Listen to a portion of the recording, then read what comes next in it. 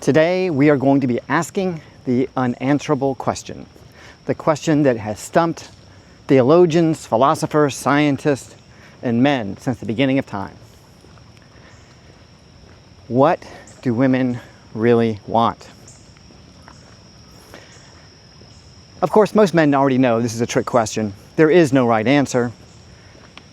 If you ask a woman what she wants today, there is no mathematical probability equation that you can apply that will give you any clue as to whether she will want that in a year, a month, a week, a day, or even a minute from now. Nevertheless, in some British university, they took it upon themselves to go around and talk to 68,000 women in 180 countries and ask them what they're looking for in a man. So, just for fun, we're going to address this. We're going to go through their little list. We're going to have some fun with it. And we're going to put it to the test and see, is it actually true? My name is John Griffin. This is Life 2.0. Let's talk about it.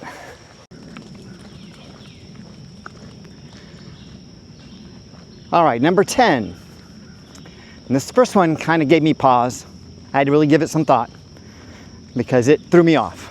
But number 10 out of 10 is financial responsibility. Now my first thought went to, wait a second. Women are very interested in resources. They're interested in money.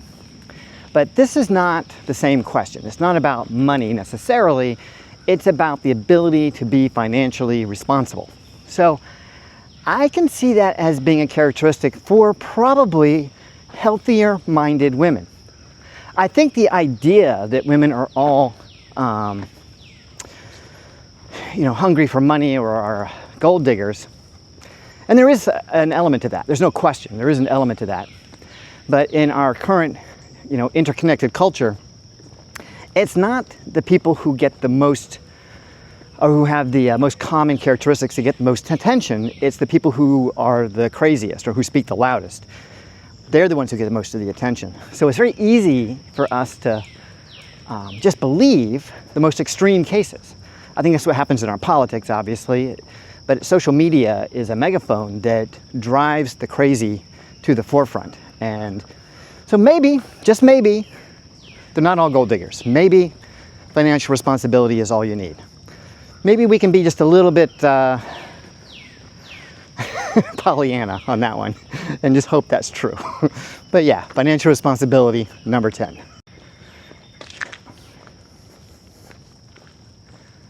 Number 9, and this one might break some of your guys' perceptions as well, but number 9 was ambition and goals. They want men who are ambitious and goal-oriented and are focused on personal growth, financial growth, and achievement in their lives. So that kind of goes with the money thing too. There's a little bit of overlap there, I think. But I wondered how ambitious you are and how many times you fail, if that plays a role in it. I find that interesting. I didn't ask that question. But yeah, having ambition and being goal-focused was number 9.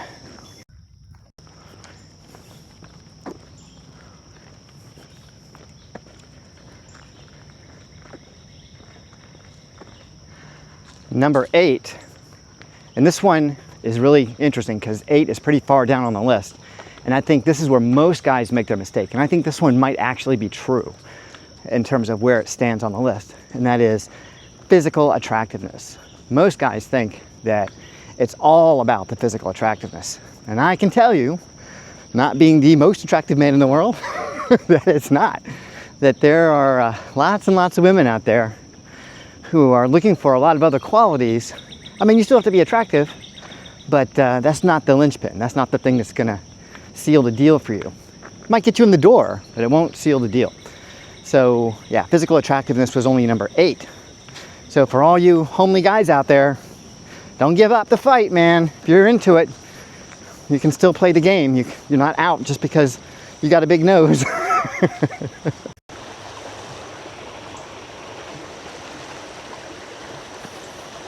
All right, the next one is number 7. And this one I thought would be further up the list, like closer to number 1, because I've seen this one in action and I know exactly how powerful it is. And it's confidence. Not arrogance, but self-confidence. And I know this to be true because I used to have this friend named Louis, who's an Italian guy, not very tall, about maybe my height, not good looking, not good looking.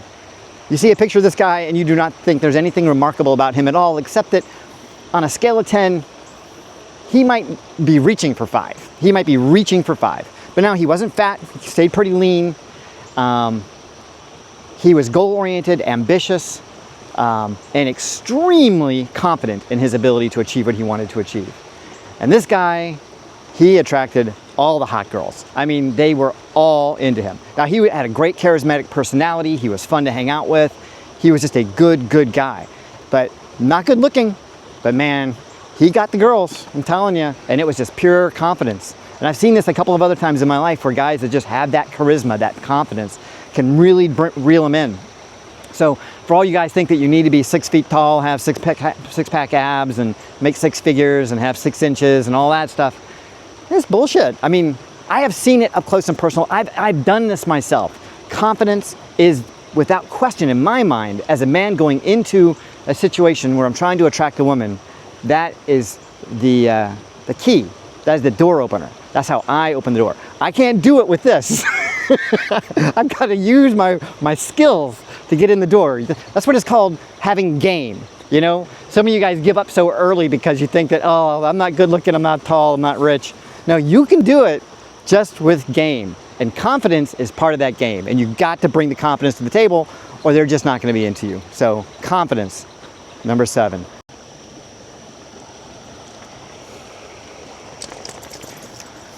Number 6 is a lot like confidence. And I just mentioned it with my friend Louis. Sense of humor.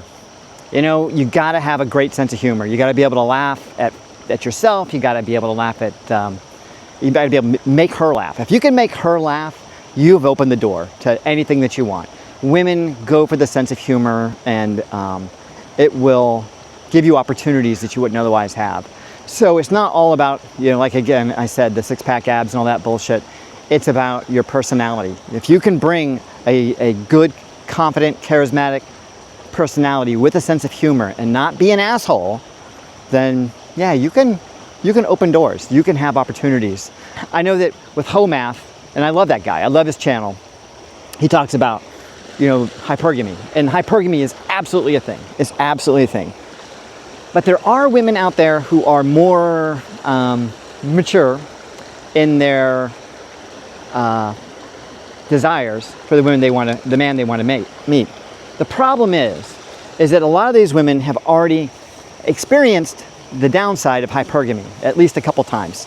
And so they have rationalized it, come to the conclusion that in order for them to achieve what they want, they're going to need to use something else other than how good looking a guy is to determine whether or not he's the right guy for her. Because a lot of these really good looking guys, quite frankly, are, you know, they're arrogant assholes, you know, so, you know, I mean, you don't need to spend a lot of time with an arrogant asshole to realize that you don't want to spend a lot of time with an arrogant asshole. And I think even women can figure that out.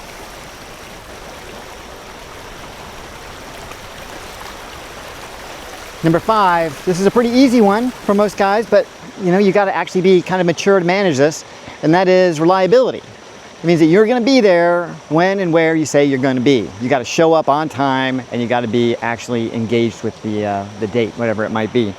A lack of reliability is a deal killer. I've talked to lots of women who have complained to me about their ex-boyfriends, and one of the most common complaints was the guy was a flake. He wouldn't show up. Now, maybe he was just trying to ditch her. Maybe that was it. But reliability seemed to be a pretty common complaint from a lot of the women I've dated over the years. So just show up. Just showing up is half the game, you know? Reliability is an easy one. Number 4 is respect. Women want to be treated with respect. You can't treat them like a hoe. I know if you listen to rap music, you think that you can slap them around. No, you can't. You can't do that. You know, I think that you have to decide for yourself what kind of man you're going to be no matter what, you know, under any circumstances. I don't care if it's with women or just with other people. You got to treat people with respect, period. You know, And I don't care whether the woman's a women's liber or whatever. You know, I'm gonna open doors, I'm gonna pay for meals, I'm gonna do that bullshit because that's who I am. I'm not doing it for her, I'm doing it because that's me. That's what I do. And if she doesn't like it, then we're not compatible, plain and simple. But if you're with me, I'm the man, I'm playing that role, I'm opening doors, I'm paying for meals, I am being the man. Now I know there's lots of dispute out there saying, oh well, if she's not putting out, I'm not putting out. And there's a really funny comic routine about some guy who's on a date with a woman who says she's not gonna put out on the first date. And he gets the bill and it's like $200 for the meal. And he says, well, I'm not gonna be paying for on the first date, you know? I don't want you to lose respect for me, you know? I need you to see me as a whole man. I don't want you to think of me just as a guy who pays for bills. But anyway, it was a funny story. But yeah, respect. You gotta be respectful of everybody. But if you want anything out of a woman, respect is critical. That's like given. That's a given.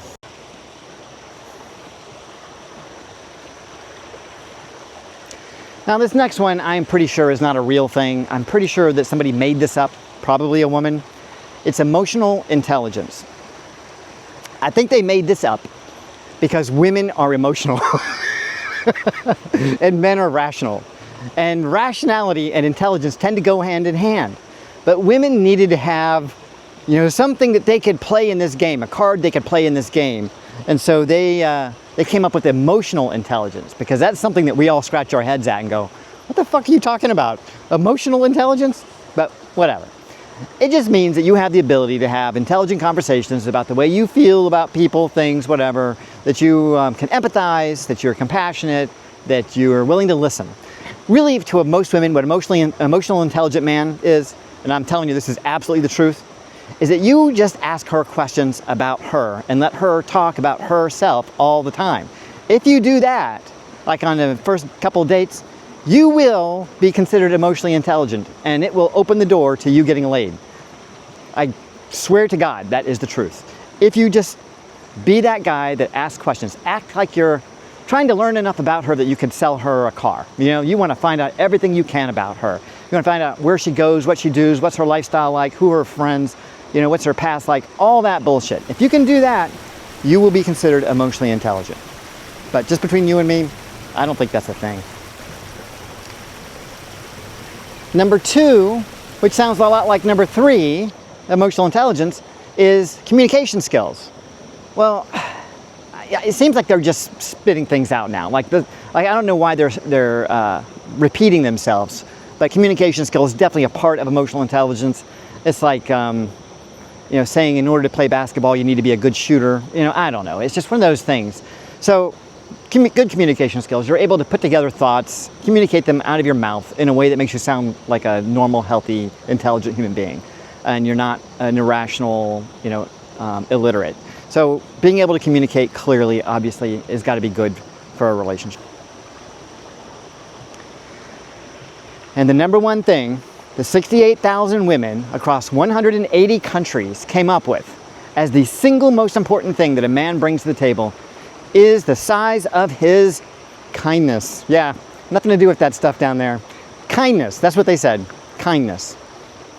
Kindness is a tough one to summarize, you know, to come up with, but really they want a guy that's going to be respectful, thoughtful, you know, is going to be interested in them. And I would have to say that kindness probably is strongly associated with loving behavior.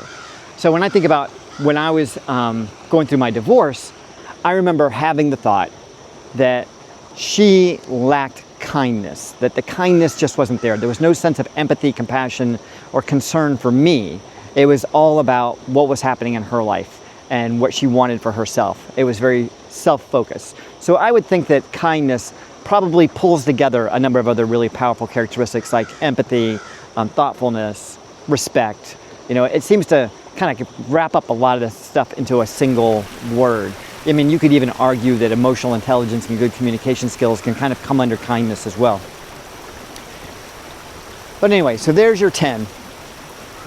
Obviously, this does not comport with a lot of the experience that many of us have.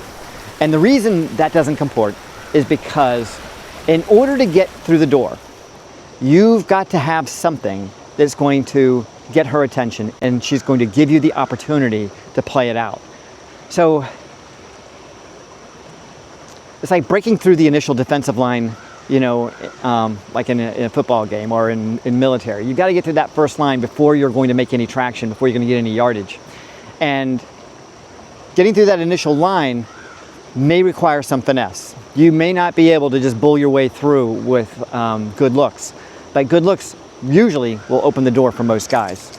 And if you don't have those good looks, it means you're not going to be, you know, we'll take this metaphor a little further, you're not passing for that first down. You're going to have to run. That means you're going to have to put your head down and come up with something better that'll open that door for you. The reason why these women claim these 10 things are what they are attracted to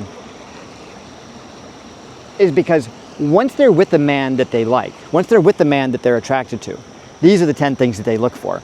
These are not the things that I think that open the door for you right away. If you have the good looks, obviously, and you have these 10 things, then you're golden. You can wrap that one up, put a bow on it. But if you don't have the good looks going in the door, and you don't have the wealth or any of that other stuff to open the door for you, then you're going to have to rely solely on your sense of humor, your sense of confidence, and your personality. And then you can start rolling out the other stuff. But I think this study, although it's interesting, and it certainly gives us some insights into what these women said, like, you know, on their surveys, doesn't give us a complete picture, because it doesn't tell us how necessarily most women respond to the initial approach. And I think that's where most men fail, because that's where the rejection occurs. And rejection sucks. It just sucks. And once you come to grips with how you look and what game you bring, then you can start to evolve, become better, improve your game. If getting a good woman is your goal in life, if you want to have a relationship, I'm not talking about marriage here before you guys start yelling at me about that, I'm just talking about having someone to hang out with and sleep with from time to time, then you are going to need to do a little bit of self-evaluation and determine what your best opportunities are. And also realize that attracting a woman is a numbers game. It's like sales. I've spent a good deal of my life in sales, and sales comes with a lot of rejection. And so that was a blessing to me. People saying no, no, no, no. You get used to it. You just gotta blow it off. You just let it roll off your back. No does not necessarily mean no. It just means you haven't asked the right question yet, or you haven't, appealed to the right sense of need, desire yet. So I don't take no for an answer in those kinds of situations. I'm always looking for opportunities, and usually it pays off. So if you've set your goal on getting someone because you know that she would be a great connection for you, a great girlfriend or whatever, be persistent. Don't be a creep, but don't let it fall away just because she said no. Just regroup, rethink, reapproach.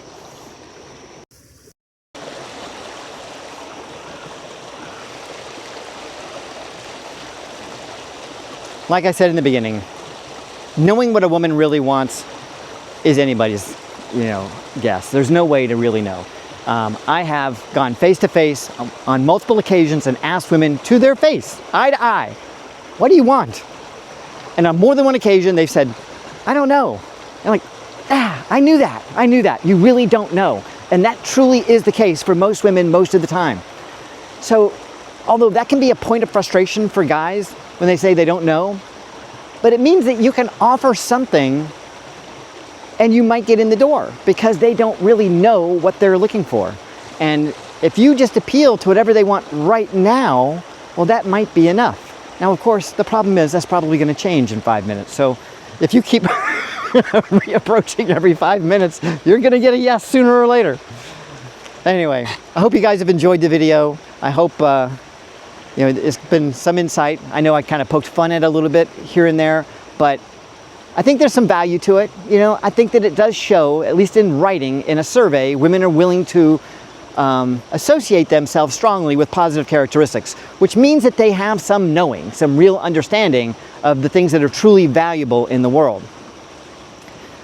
Whether they'll actually behave that way when the push comes to shove at the moment of truth is anyone's guess. But it's good to know that they at least have these insights. So anyway, I hope you've enjoyed the video. If you have, please like and subscribe.